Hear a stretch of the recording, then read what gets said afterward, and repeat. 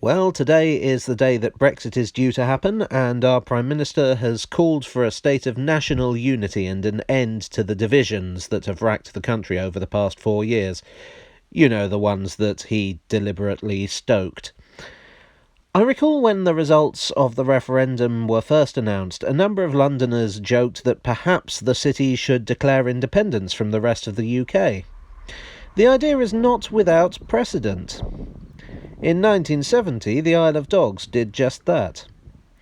Now, these days, the Isle of Dogs is synonymous with high finance and thriving business, but back then things were different.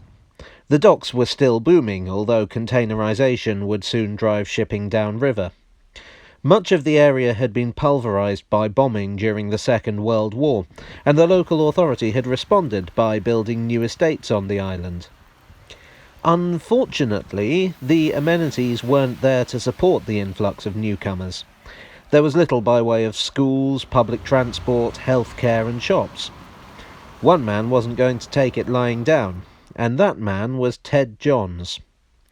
Johns was a Labour councillor, a former lighterman and Korean War veteran. He developed a reputation as a doer, and on the 1st of March 1970, he did. A protest was organised. The two lift bridges onto the island were blocked, preventing traffic from getting onto the island and preventing shipping from passing. John Westfalen, a friend of Ted, was declared Prime Minister of the west side of the island, and lighterman Ray Paget took the east. Protesters demanded better roads, better transport and lower council tax. As a joke, Westfalen issued temporary passports to the island, inspired by the film Passport to Pimlico. A few days later, residents took the joke further, setting up a citizens' council based in Ted Johns' flat. They wrote to Prime Minister Harold Wilson, making a unilateral declaration of independence and, more frighteningly, withholding taxes. This letter, sent half in jest, made headline news across the world, not least because the absurdist stunt mirrored events in Rhodesia a few years earlier under Harold Wilson. In fact, a group of about 20 Tory backbenchers signed a motion urging the government not to apply sanctions, take military action, or refer the incident to the United Nations. Not all residents agreed with John's presidency and the actions of the Citizens' Council. Counter-demonstrations were held outside Skegg's house, John's block of flats. At least one petition calling for readmission into the UK was organised. Johns even received a letter threatening to blow up his car, a threat he didn't take seriously as he didn't own a car. Things were getting serious. Johns and Westfalen held a meeting with Harold Wilson to articulate their issues.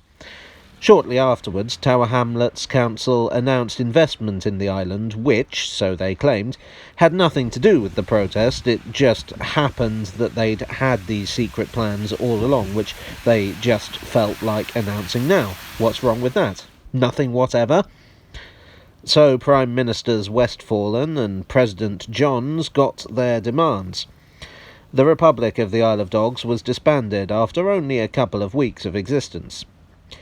It may have been an absurdist stunt, but it was undoubtedly effective, bringing the plight of a small London community to the world's attention.